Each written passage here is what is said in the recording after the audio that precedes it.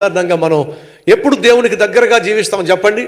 కష్టాల్లో, నష్టాల్లో, ఇరుకు ఇబ్బందుల్లో, వ్యాధి బాధల్లో మనం ఉన్నప్పుడు సాధారణంగా దేవునికి దగ్గరగా వస్తాం. ఎప్పుడు మనం దేవునికి దూరం అయిపోతాం తెలుసా?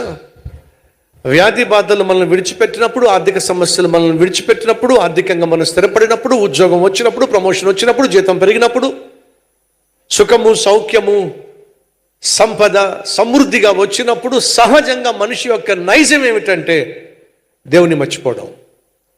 ఆ స్థితిని, ఆ గతిని ఇచ్చిన దేవుణ్ణి మర్చిపోవడం. అలాంటి స్థితి మనలో, వ్యక్తిత్వం మనలో ఏ ఒక్కరిలో ఉండడానికి వీల్లేదు. పోయిన వారం 2-3 వారాల క్రితం మనం చూసాం కదా, దేవుడు స్థిరపరిచిన తరువాత సొలొమోనేమో కామంతో నిండిపోయి 1000 మందిని పెళ్లి చేసుకొని దేవుని పక్కన పెట్టేశాడు.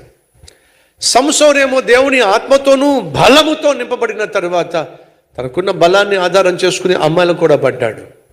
దావీదేమో సింహాసనం మీద స్థిరపడిన తరువాత తన కష్టకాలంలో ఏమైతే దేవునికి ఒడంబడికలు చేశాడో దాన్ని నెరవేర్చాలని ఆశపడుతున్నాడు.